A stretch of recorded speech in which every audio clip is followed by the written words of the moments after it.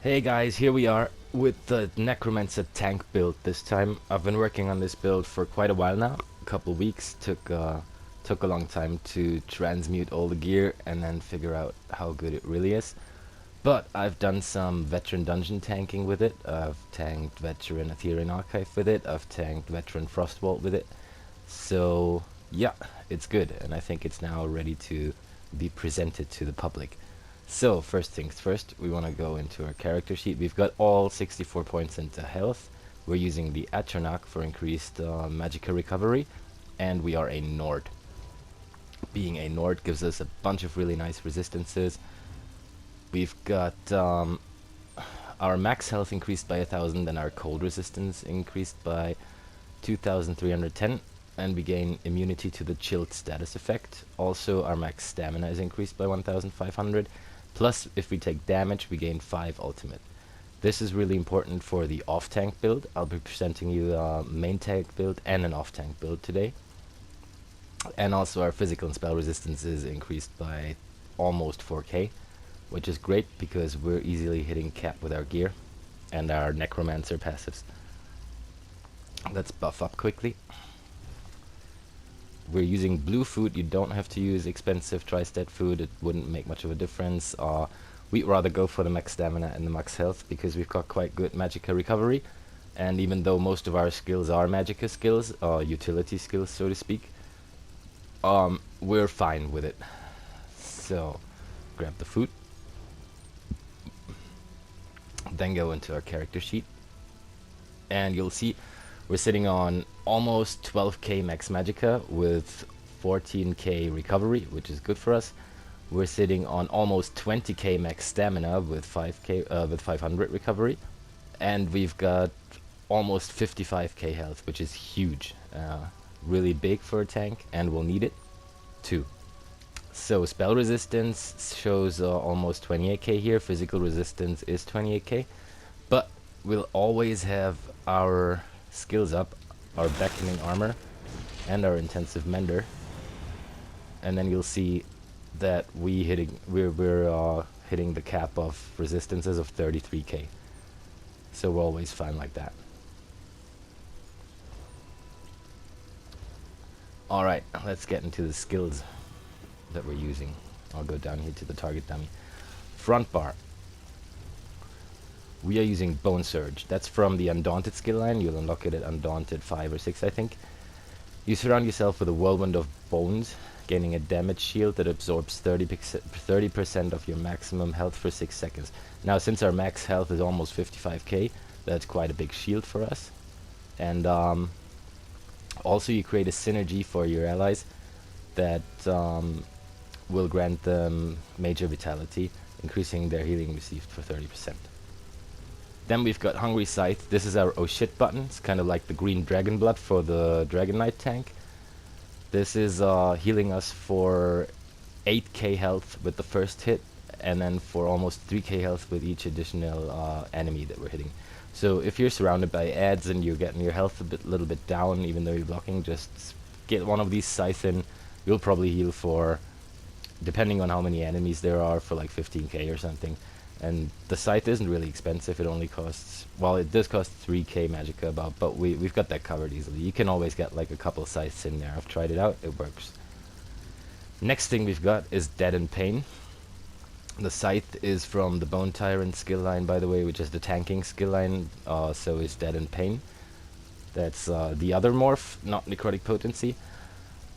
The thing is, Necrotic Potency would grant you a little bit more ultimate. I think it's 6, this one only grants 2.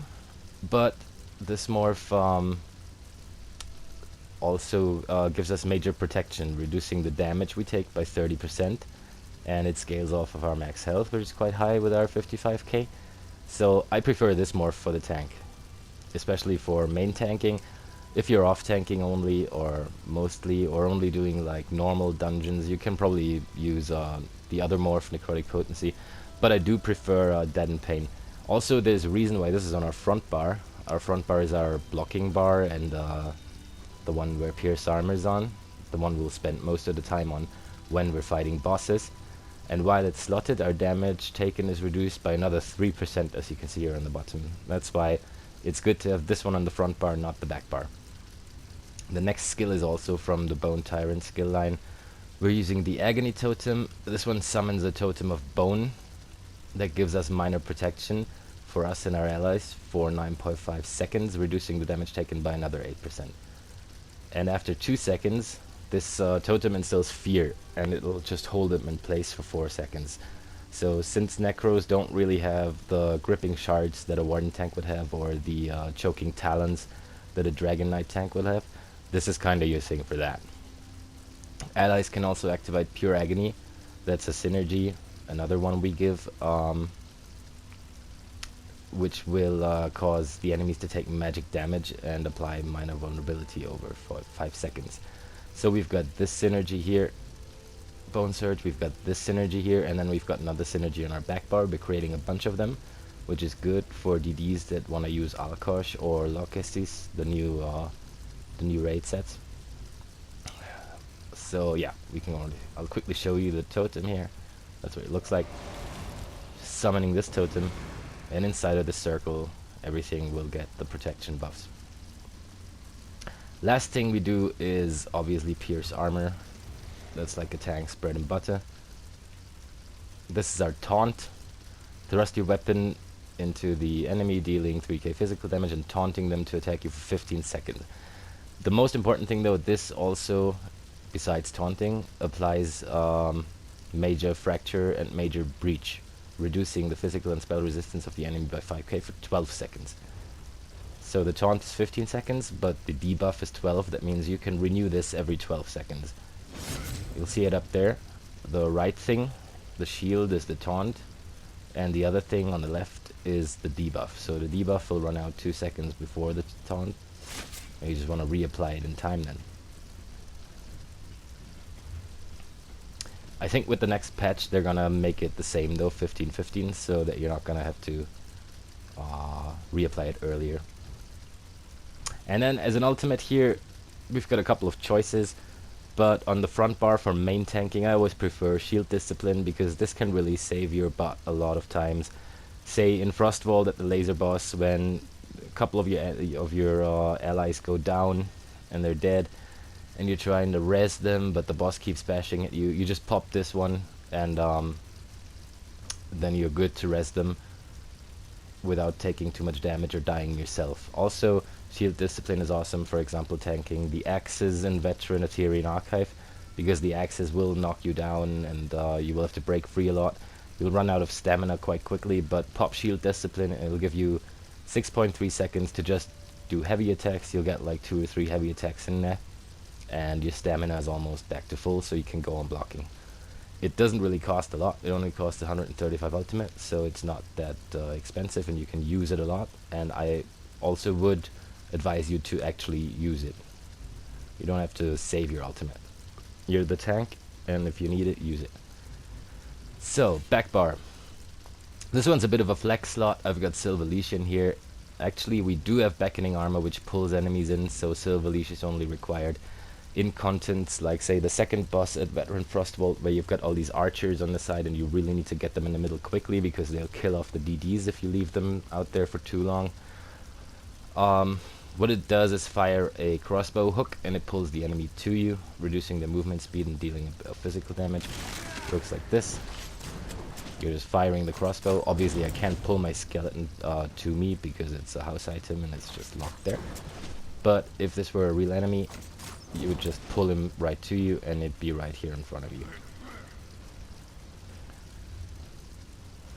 I'll go over other skills that you can use for the ones that I'm saying are flex skills later on. Next thing up, we've got the Spirit Guardian. This one conjures a ghostly spirit that is staying by our side and healing either us or allies over 15 seconds. Looks like this. That's our Spirit Guardian, and if we take damage, he'll heal us or our allies, depending on which one needs it more. We've got this here. Also, this one creates a corpse, by the way. If it fades out, you'll see it now. Meaning you can suck that up with Dead and Pain and gain your shield, and your resistances go up even more. Then we've got Beckoning Armor as the next one. This one will gives us major resolve and major ward, increasing physical and spell resistance by another 5k. You've seen me do that before. That's how we hit the 33k cap. And also, while enemies that strike you with ranged attacks, while it's on, you will pull it. It'll pull them towards you, and it also creates another corpse when the effect completes. So that's this armor here, the bony armor that you've got on your back. Then always keep it up, just for the resistances, and also because if ads will hit you, you'll pull them towards you automatically. Next thing we've got is Unnerving Boneyard. This is actually a damage dealer skill. It comes from the Gravelord skill line. It starts out as Boneyard, I think. Morph it to Unnerving Boneyard. The other morph would allow you to use your own synergy, which I don't think is necessary though. Even if you were wearing Alkash as a tank, there should be enough synergies around just from the healer spears and other people to really use that effectively anyway. Because Unnerving Boneyard really weakens your enemies. It's dealing 9k frost damage over 10 seconds, but more importantly, it's applying major breach and major fracture, reducing the spell and physical resistance by 5k. Also, allies can activate another synergy of this one. So the other morph, I think, does not give major breach and major fracture, and this is a real ad killer. You summon this Boneyard there, and everything inside of it is just debuffed, like whole ad groups, which allows your friends, your DDs, to burn them down really quickly, a lot faster than if it wasn't there. Hence we're playing this one. Next thing we've got is Inner Rage. This is our Far Spot taunt. This comes from the Undaunted skill line. Morph it to Inner Rage. What it does is it taunts the enemy for 15 seconds. Meaning, if I'm fighting a boss, say here, for example, and then there's an ad spawning over there, I can just quickly turn around, use Inner Rage, Far Spot him. That's his red flame thingy over the head there. You'll know that he's taunted. And he'll come running towards you. Or if he's an archer, he'll aim at you. You can put your beckoning armor up, and it'll pull him towards you automatically. So, let's go over some other skills. Oh yeah, finally Warhorn. Obviously, Aggressive Warhorn is a skill that every tank should have. What this does is it gives your allies max magicka, max stamina 10% for 30 seconds, but more importantly, major force, increasing their critical damage by 15% for 9 seconds. So yeah, this is pretty much a given. Every tank should have it. Let's go over some other skills that you could swap out. Firstly, we've got the Frozen Colossus up here. You can morph it to the Glacial Colossus, especially if you're off tanking and you don't need your shield wall and you want to do some more damage and stun the enemies a little bit. Get that one in, because it's a pretty cheap ultimate, and for the off tank set, which I'll be showing you, it'll cost even less than 225 ultimate. So just use it then, if you're not in need of the shield because you're not main tanking any bosses or so. Then we've got the Bone Goliath transformation. The good morph, or in my opinion the better morph of this, is the Ravenous Goliath, but to be fairly honest with you, I'm not using it. It'll increase your max health for 20 seconds so high up that you can almost get to like 100k health or 90k health. But honestly, you don't need that because we already have 55k health. And if there's anything that's gonna kill us, it's gonna be a one-shot mechanic, which will also kill you if you've got 90k health. So yeah, if you're really crowded by ads, then maybe it could be good, but you can also just use the scythe up here, and if you've got 10 ads around you, it'll heal you constantly for so much that you won't die either. That's why I figure it's more of a PvP thing. It doesn't really help a lot in PvE. That's just my opinion though anyway. Another thing we've got here is Grave Grasp. This would summon 3 patches of skeletal claws from the ground, which would inflict minor maim on them, reducing their damage done by 15%, and then the morph of it says it has a chance to immobilize enemies.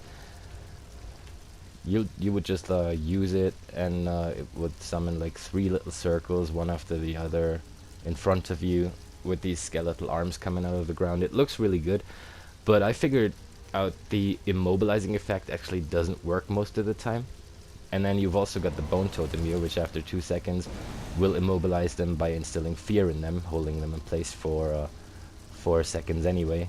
So I think on this build it's kind of a wasted slot, and I used to use it for a week or so and realized it doesn't really work well and it doesn't do much for me, so I switched it out for Boneyard instead, which puts, as I said, major breach on all of the enemies and makes them lots weaker. So yeah, that was just that was the better choice, I think. Then we've got Renewing Animation. This is the Healing Tree ultimate, which will resurrect 3 allies at target location right away. Obviously, that's a great choice too. If you don't need the shield and you don't, well, yeah, I'd swap it out for the shield, probably not the Warhorn, because the Warhorn is somewhat mandatory. And yeah, if there's a big boss in a dungeon and you know that there's a good chance people will wipe, just equip this one and you can res 3 people at once for the boss fights. You might even switch the skill before the boss fight if it's necessary. Alright, it's a pretty good ultimate, to be honest. Only in most contents I found that I don't need it, because it'll just be like 1 or 2 people going down and I just pop shield discipline and res them that way. Alrighty, we've got this, obviously Heroic Slash, which is the morph of Low Slash, would be something that you could use if you weren't to use Silver Leash, for example, because you don't need it in this dungeon and you don't need to, you're just gonna rely on Beckoning Armor to pull in the targets for you. Or also Defensive Posture, which will reflect spell projectiles, if you know that there's a lot of spell damage coming on in the dungeon. It's also something you could put here, for example, instead of Silver Leash. Then we've got this one here, very cool skill, Unstoppable. I like to sometimes put it on the back bar if I know that it's a boss that's gonna knock me back a lot. For example, the warrior in Hel Ra, or even in Sunspire, the dragons, they'll keep on trying to knock you back and knock you back. And Unstoppable will give you Major Resolve, Major Ward, but it also grants you immunity to knockback effects for 4 seconds. So if you can see the boss mechanics and you know the bosses and you know, shit, there's gonna be a knockback coming on, just pop this and you'll be standing safely in place, not moving a bit. So let's see what else we got. Silver Leash is already on the bar. Inner Rage, Bone Surge are 2. Warhorn is 2.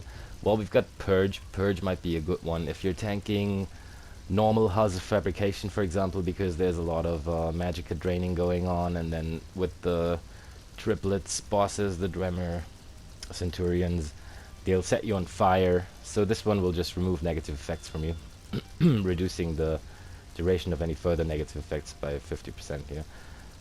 Pretty good skill for Halls of Fabrication, or anything where you know you're gonna have a lot of negative effects on you. Alright, Nord skills. Yeah, that's about it for the skills then. Let's quickly go into the passives while we're at it. You'll need this one here. When Blast Bones, Skeleton Mage, or Spirit Mender dies, the cost of the next one is reduced by 25%. We are trying to keep our Spirit Mender, our Spirit Guardian morph up all the time, so we definitely want that to reduce the cost of it.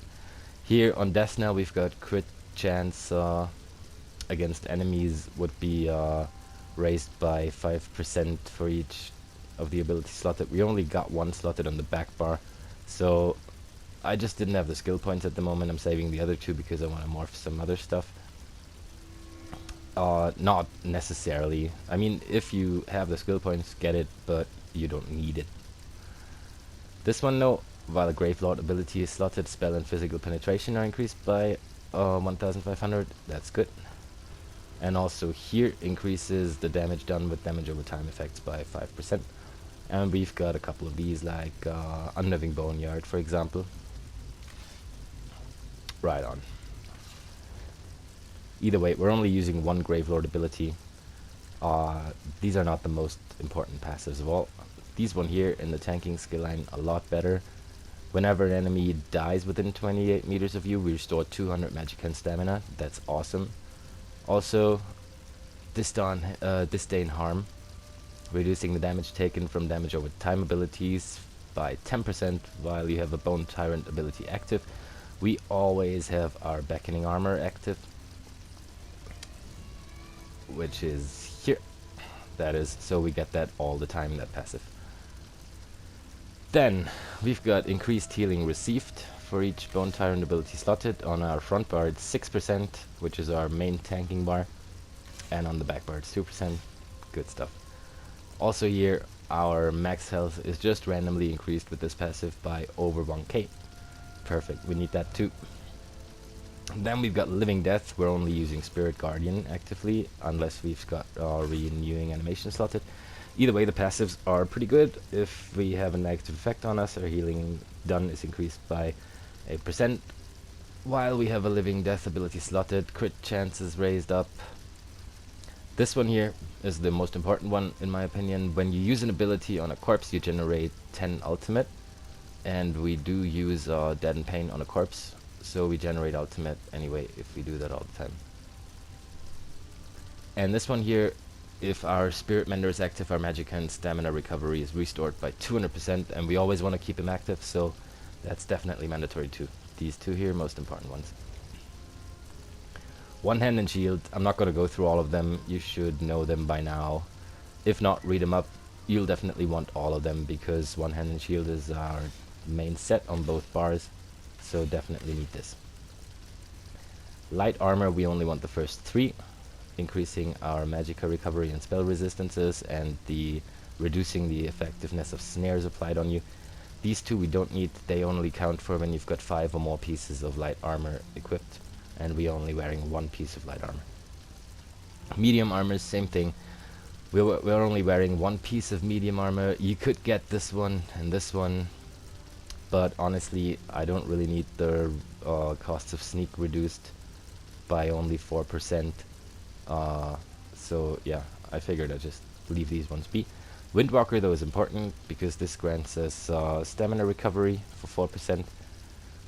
And then this one, increasing the weapon critical rating by HPs. Yeah, get it if you can. I just left it out now because I'm not a damage dealer, and this one was way more important, Windwalker. And then you've got down here the movement speed bonus of athletics. In the medium skill line, it's only this one here that will count when 5 pieces or more are equipped. This can still come for everybody, and it will reduce the cost of roll dodge and movement speed, so try to get that one too. That's helpful. Heavy armor, obviously we want all of them because we're wearing 5 pieces of heavy. Ledgerman, we don't need anything. Soul Magic, we don't need anything. Fighters Guild, we only have Silver Leash, so I got this one to reduce the cost of it by 15%. And if you're not using it, then you don't need any of these passives, except for this one here. Generate 9 ultimate when you kill an undead, Daedra, or werewolf, because ultimate regeneration is always good. Mage's Guild, got nothing here. Thief's Guild, got nothing here. Undaunted, obviously you want both of these. We are a 5-1-1 tank, meaning we're wearing 5 heavy, 1 medium, 1 light. So this will definitely benefit from having these here. Assault and support, we don't need anything in here. Our racials, obviously we want all of them.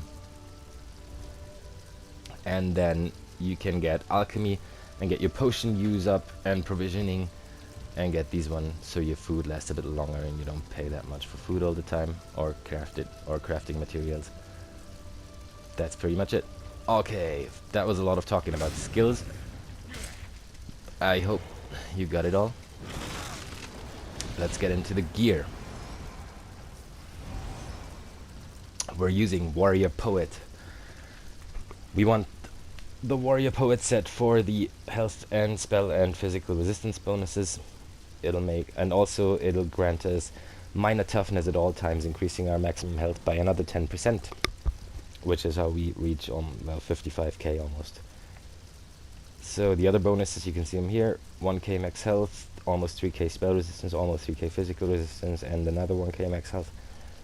It's a pretty good tanking set. I was debating whether I want to use this one or Plague Doctor. You can probably also use Plague Doctor, but I decided on Warrior Poet. The swords, we want them in defending. Both of them. This one's called Blade of the Warrior Poet because it's a named set piece. This is the normal one, the Warrior Poet's sword. and I've got both of them in defending. The front one with the damage shield hardening enchantment, the back one with the crusher enchantment, reducing the physical and spell resistance of the target. And then the shields, I've got them with tri-stat glyphs, which is something I've never done before, but I figured it worked quite well on this build. And they're both in Nirnhorn, which is something you'll have to research and morph. If you can't do that, you can also get them in reinforced. That will also raise up the armor value to, I think, about 1,900. Nirnhorn would do 1,950, so a little bit more. And then if you gold them out, Nirnhorn will be a little bit more still. But yeah, reinforced is definitely a great choice if you don't have a Nirnhorn shield to research, or if you want to use your transmute crystals for anything else, because it's not going to make too much of a difference. Alrighty, so both of the shields in Nirnhorn with tri-stat enchants. If you don't have any tri-stats, use health. But the tri-stats are nice because they gain give us another 500 max magic, almost max stamina. Then we've got Ebon as our main set. What this does is it gives us 1k max health, 1k max health, 4% healing taken, and then another 1k max health, but for all the members in our group, so all 12 players within a range of 28 meters. So this is perfect for a raid. This has been one of the best tanking sets around for a while. Usually I'd play the big pieces all in reinforced. For this build though, I've chosen to go with a one piece in infused, which would be the chest or the legs, and then put a tri-stack glyph on that too, so we get another 500 max magicka and another 500 max stamina, instead of just getting the usual 800 or 900 max health, because we are already getting like 550 max health from this, so the tri-stack glyph really makes sense here in my eyes. So yeah, chest infused, all the other big pieces in reinforced though, so legs reinforced, and all the other pieces with health enchants. And then we've got the small pieces in sturdy to reduce the cost of block, and also everything with health enchants. So all the small pieces in sturdy, big pieces in reinforced, except for the chest with tri-stat and infused. And then here in the Warrior Poet's jewelry, Jesus Christ, what's going on? Okay, here on the Warrior Poet's jewelry, we've got everything in healthy for max health, and everything with magicka recovery enchants, because we need to get close to the 1.5k magicka recovery, so that we can sustain all the skills we've got on our back bar, because most of them cost magicka. And as a monster set for the main build, Stonekeepers, probably the best tanking set right now in the game. We get max stamina, max magicka, max health. It's like a tri-stat thing. And then if we block an attack, we gain an energy charge to stack up, and when we gain 6 charges, we'll release it and restore 5k stamina and magicka and almost 6k health. So this is pretty awesome. You can just stand and block, and if you get hit 6 times, the stacks will release and just fill up your stamina and magicka again, which will result in the fact that you don't have to heavy attack so much in between. You can be a bit safer in your block. Right. Get these pieces in medium and light, because everything else we're wearing is heavy. The whole Ebon set is heavy. Shoulders light, head medium, or the other way around. And then get the head in reinforced, increasing the armor value, so it can go up to about 2k, as you see there. And put health glyph on both. So this one then in sturdy because it's a small piece. This one in reinforced because it's a big piece. And both with health enchants. And that's how we get our stats so well. And this makes for a really comfortable tanking set. You can always get a sight in if your health is dropping a little bit. But you see our magicka recovery there on the left side. It's huge. Like I get like a couple scythes in, and then I go back to block because my health is up, do like 1 or 2 heavy attacks to regain some stamina, and our magicka is just going back up by itself. It doesn't take too long to fill it up, even if you cast all of the backbar skills here. There, you can get through them all and then put the bone totem down. You've still got like 50% magicka left. And then a couple scythes. So the magicka recovery is important on the jewelry, I mean. Here. Okay, this is the main tanking build. Try it out. I promise you won't be disappointed. Now we're going for the off-tanking build. And for that, I'll swap a couple skills around. Here we got the Silver Leash and the Far Spot Taunt. We're using an Ice Stuff, so we can do a Far Spot Taunt anyway. So we're using Elemental Blockade then in this. That's, by the way, the Ice Stuff taunting. Fully charged Frost Staff heavy attacks taunt the enemy for 15 seconds. So that's our Far Spot then there. And obviously get all of these passives. I just haven't leveled it up quite enough to get the last two, but I will, and you should too. So we've got our Far Spot on the Ice Stuff then. And here in a Rage, that's also a Far Taunt, which we don't need. So you can replace that by any of the skills that I just showed you before. I usually like to have Unstoppable on there then instead. But you can also use any of the other skills that I've been talking about in the video that are good for tanks. So we're switching out only one set, which makes it very comfortable. We're not changing the CPs, we're not changing Eben. We're only changing our monster set and our Ice Stuff. And we will go from Warrior Poet to the Dragon. So we get the Sword of the Dragon on here, Shield of the Dragon, and the Ice Stuff of the Dragon. And then swap out the Jewelry to Dragon as well.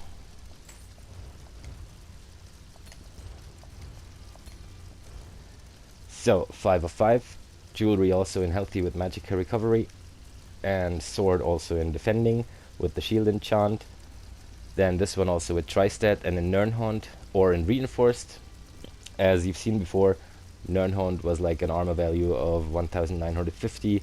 In Reinforced it's 1909. It's a little bit less, but it works just as fine about. So don't bother about the shields too much. If you can get them in Reinforced, they'll be just fine. You can morph them later if you make them gold, because then it'll make a bit of a bigger difference. And the Ice Stuff on the back infused with a Crusher enchantment. So you can always get the Blockade of Ice down and have the Crusher enchantment proc there. Also, Stonekeeper, we're off tanking. We're not going to be blocking all too much. We're just more there to buff the group and everything. We'll switch out for Bloodspawn. Also in Reinforced and Shoulders. Also in Sturdy. I know mine are Reinforced right now because I haven't had enough Transmute Crystals, but get them in Sturdy as well. So what this will do, Eben can just stay, by the way. What this will do is Stamina Recovery, and if you take damage we have 6% chance to generate 14 ultimate and increase our physical spell resistance. But we're only wearing the set for the ultimate really, so we can be helpful for the group and either drop the Glacial Colossus or a Warhorn all the time. We'll generate ultimate really fast, so you can just do that all the time. And then the other set we're using the Akaviri Dragon Guard one on the weapons and the jewelry. What this will do is Magicka Recovery, healing taken, maximum health, and reducing the cost of our ultimate abilities by 15%. So that also goes towards our ultimate ability, so that we've got less ultimate ability here. We generate ultimate with Bloodspawn. We've got the Nord passives. We generate ultimate here just by taking damage. And then we've also got the passive, which one is it? Yeah, this one here from the Necromancer, also generating loads of ultimate. So if you want to, probably not going to need the shield, just put either this one if you're thinking you're going to have to res a couple people in a trial, or the Glacial Colossus on here to just give a little bit of extra damage, or just pop your Warhorn constantly and keep it up all the time. That's pretty much it. So let's quick look at the stats though. Buffing up, food is still active. As you can see, our health has gone down from 55k about to 48k, but that's alright because we're just off tanking. We're not going to need too much health, and 48 is still way good. Our stam recovery has gone up a little bit. Oops, I guess the buff ran out here. Stam recovery went up a little bit to 871. Magicka recovery went up to 1800, and our health is about 48k. Max stamina is still about 19k, and max magicka about 10k. Physical and spell resistances are now 27k when the buff is active, but that'll be more than enough for an off-tanking thing if you're not gonna have the main boss in a veteran trial bashing at you or something like that. And even then, it could probably still work just as fine. Only difference here now, we've got the flex slot where the far taunt used to be. I put immovable there now, that's how it looks, preventing knockbacks, and we've got obviously the blockade of ice to get the crusher enchantment to proc, and to have the far spot taunt on the heavy attack. They can see it, the red flame. So this one's a little bit more versatile, and you just get this down to lower the enemy's resistances, keep your beckoning armor and spirit mender up, get the blockade down under the enemies or the bosses, the totem so that your team is protected a little bit, and the scythe if you need lots of health. And other than that, you just keep the taunt up, major breach, major fracture, heavy attack to gain some resources back, deaden pain, suck up the corpses, and then your bone shred shield. And you can pop ultimate like crazy with this build, with the Dragon Guard Bloodspawn and being a Necromancer and a Nord. So yeah, that's pretty much it. Just try them out. I've been running the off-tank build in normal dungeons and base game DLC dungeons anyway, because they're not that hard to tank, let's face it. And the ice stuff is fun. But if you get into the really hard content, just switch it around and use Warrior Poet here on the front bar, double sword and board, to get a little more health and minor toughness. Okay, that's about it for the build. One thing I've forgotten is Eben. If the other tank is wearing Eben already and he doesn't have anything to switch it out, you should go move over to Plague Doctor. Got that one too then infused with the tri-stack glyph, just like the Eben.